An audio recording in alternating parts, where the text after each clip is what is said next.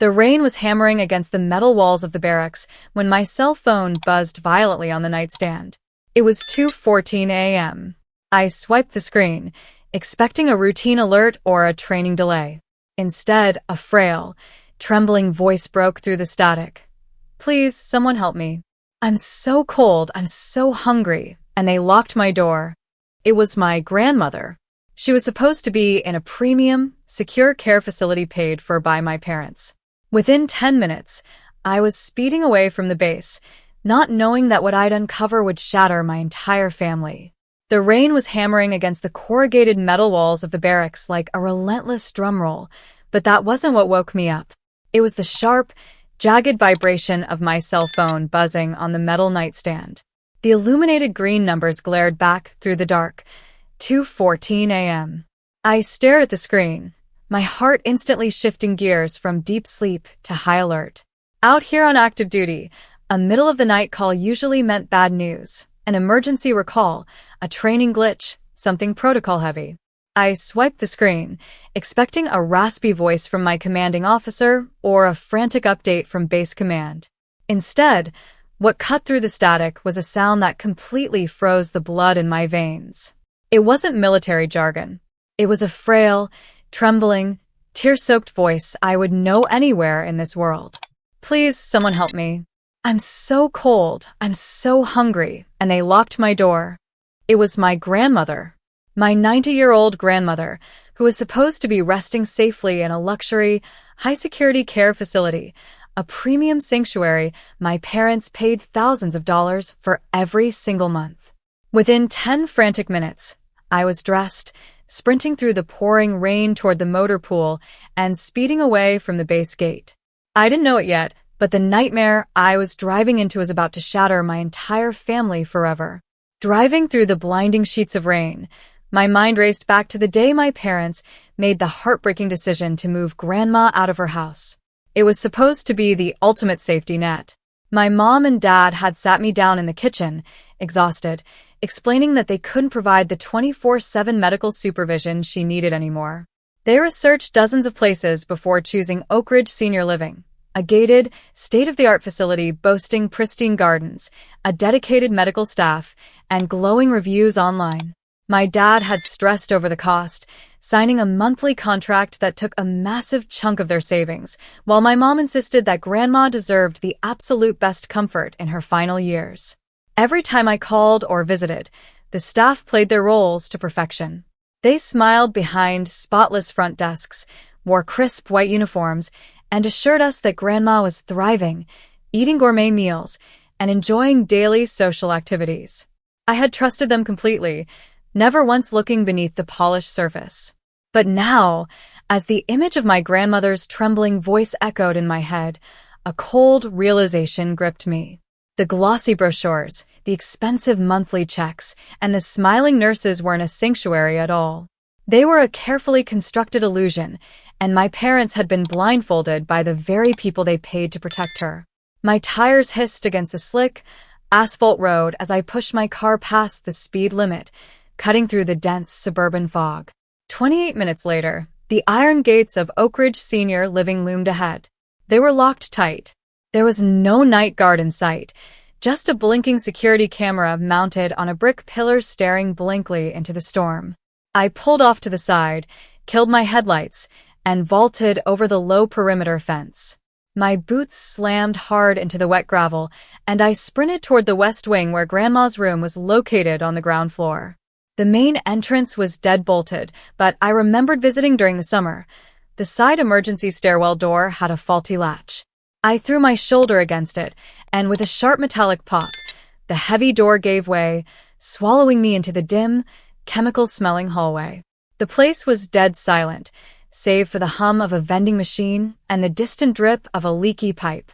Every instinct in my body screamed that something was terribly wrong. I crept down the corridor, shadows stretching long under the flickering fluorescent lights, determined to find out what the staff was hiding behind these locked doors. I rounded the corner of the west wing and stopped dead in my tracks. Room 214. The heavy wooden door wasn't just closed, it was padlocked from the outside with a thick chain and a numerical bike lock. My stomach plummeted into a bottomless pit. I gripped the cold metal links, adrenaline roaring in my ears, and punched in her birthday on the combination dial. With a soft click, the lock gave way. I shoved the door open, and the air that hit me made my lungs seize. It smelled like stale urine, dampness, and absolute neglect. The room was pitch black except for a thin sliver of street lamp light cutting across the floor. "Grandma?" I whispered, my voice breaking. A faint, shuddering sob came from the corner. I rushed over and fell to my knees beside a bare mattress on the floor. There was no bed, no blankets, just a single flat pillow. Grandma was huddled there, shivering violently beneath a thin, stained sheet, her skin ice-cold to the touch. Her lips were cracked, her cheeks hollow, and her eyes wide with sheer terror. "You came," she choked out, her fingers digging desperately into my arms. "They took everything. They locked me in here for days." As I pulled her shaking body into my arms, looking around the stripped, prison-like room, a wave of pure, blinding fury surged through me.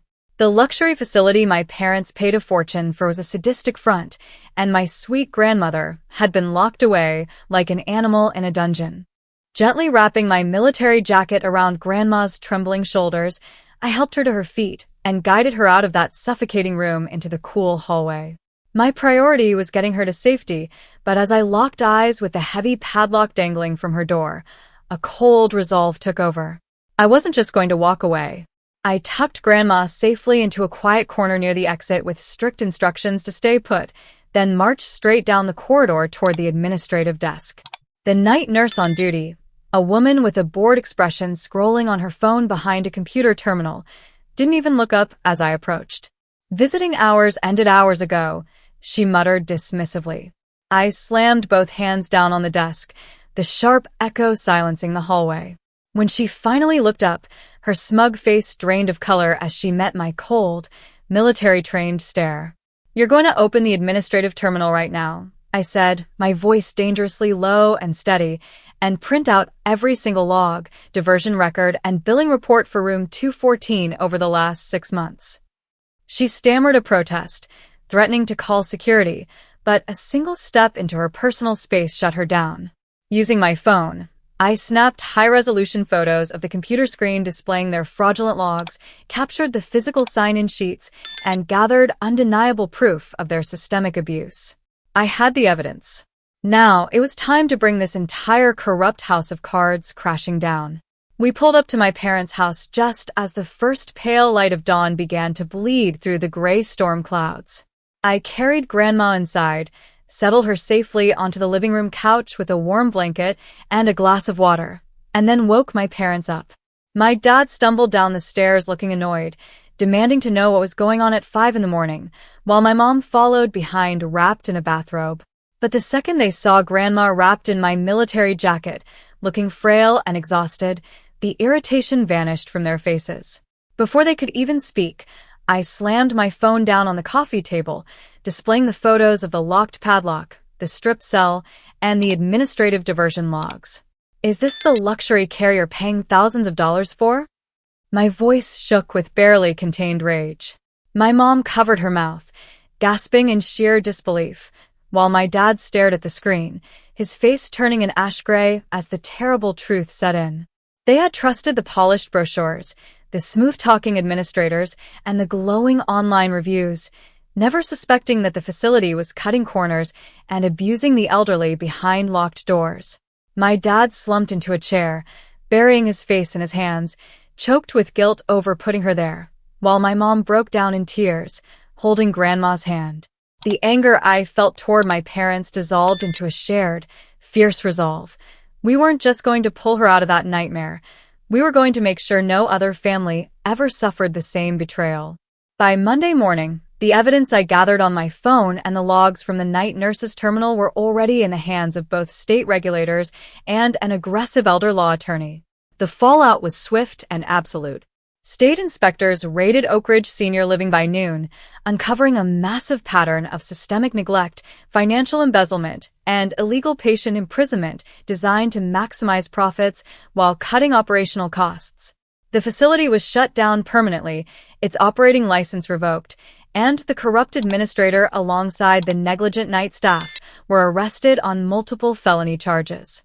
My parents spent the following weeks dealing with the fallout, their guilt transforming into fierce advocacy as they helped state investigators track every single fraudulent invoice and diverted fund.